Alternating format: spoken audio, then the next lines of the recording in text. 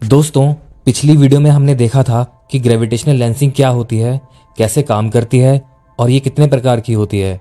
साथ ही हमने gravitational lensing के एप्लीकेशंस के बारे में भी जाना था कि ये स्पेस में डिस्टेंट ऑब्जेक्ट को स्टडी करने में कैसे एस्ट्रोनॉमर्स की हेल्प करती है। इस वीडियो में हम बात करेंगे उन वैज्ञानिकों के बारे में जिन्होंने ग्रेविटेशनल लेंसिंग की डिस्कवरी और उसको साइंटिफिकली प्रूव करने में महत्वपूर्ण भूमिका निभाई थी। इसमें सबसे पहला नाम आता है अल्बर्ट आइंस्टीन का।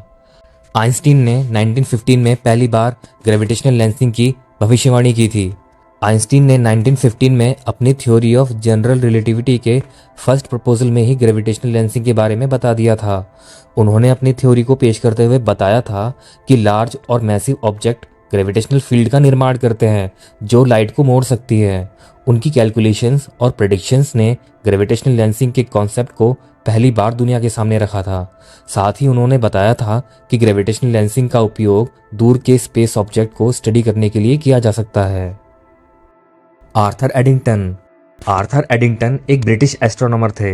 ये पहले ऐसे एस्ट्रोनॉमर थे जिन्होंने ग्रेविटेशनल लेंसिंग की घटना को ऑब्जर्व किया था।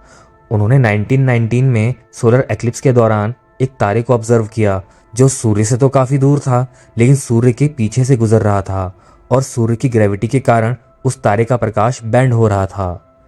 एडिंगटन ने देखा कि सूर्य की ग्रेविटी के कारण तारे की रोशनी डिस्टॉर्ट हो गई थी, जिससे तारा 2 गुना बड़ा दिखाई दे रहा था। ये लगभग ऐसा था जैसे कि मैग्नीफाइंग लेंस से किसी वस्तु को देखते हैं।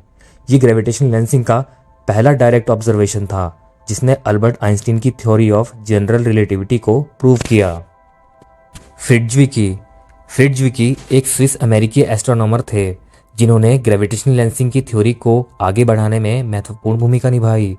उन्होंने 1937 में एक रिसर्च पेपर पब्लिश किया जिसमें उन्होंने ये आर्ग्यूमेंट दिया कि ग्रेविटेशनल लेंसिंग का उपयोग दूर के गैलेक्सीज को स्टडी करने के लिए किया जा सकता है। फ्रिट्जविकी ने अपने ऑब्जर्वेशन के दौरान देखा कि कुछ गैलेक्सीज बहुत ज़्यादा चमकदार थी जो उस समय एस्ट्रोनॉमर्स के लिए एक पहेली बनी हुई थी। उन्होंने तर्क दिया कि ये गैलेक्सीज एक्चुअली में एक नहीं बल्कि 2 या 2 से ज़्यादा हैं या उनका कॉम्बिनेशन हो सकती हैं, जिनमें से एक गैलेक्सी दूसरी गैलेक्सी के पीछे से गुजर रही है।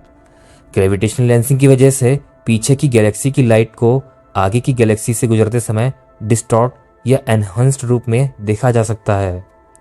फ्रिट्जविकी का अनुमान बिल्कुल सही था।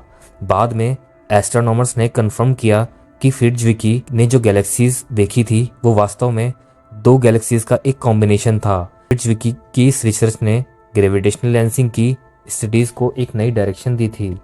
फ्रिट्जविकी के ग्रेविटेशनल लेंसिंग के काम के कुछ स्पेसिफिक एग्जांपल्स भी हैं, जैसे 1979 में एस्ट्रोनॉमर्स ने एक दूर के तारे को देखा जो एक लार्ज गैलेक्सी के पीछे से गुजर रहा था।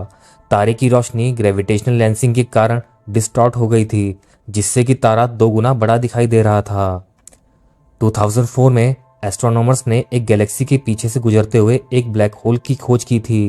ग्रेविटेशनल लेंसिंग के कारण ब्लैक होल के आसपास एक चमकदार बल्ब जैसा दिखाई दे रहा था। 2014 में एस्ट्रोनॉमर्स ने एक गैलेक्सी के पीछे से गुजरते हुए एक सुपरनोवा को भी डिस्कवर किया।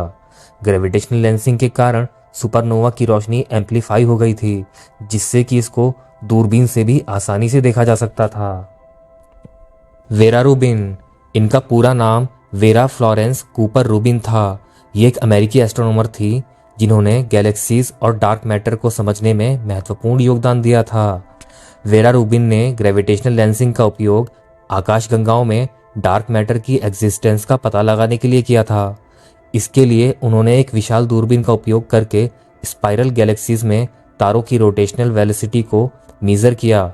उन्होंने पाया कि तारों की रोटेशनल वेलोसिटी गैलेक्सीज में दिखाई देने वाले मैटर के मास से काफ़ी ज़्यादा थी, जिससे उन्होंने ये निष्कर्ष निकाला कि गैलेक्सीज में एक बड़ी मात्रा में कोई इनविजिबल मास होना चाहिए जिसकी ग्रेविटी मिलकर गैलेक्सीज को स्टेबल रखती है। इसी इनविजिबल मैटर को डार्क मैटर कहा जाता है।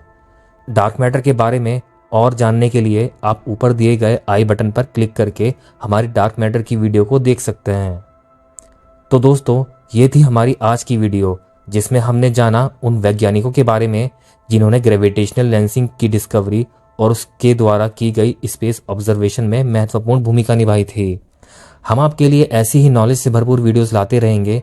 अगर आपको हमारी ये वीडियो पसंद आई हो तो प्लीज़ वीडियो को लाइक ज़रूर करें, सब्सक्राइब करें हमारे चैनल फैक्ट टेक प्रो को और वीडियो को शेयर करें अपने दोस्तों के साथ। तो मिलते हैं आपसे नेक्स्ट वीडियो में।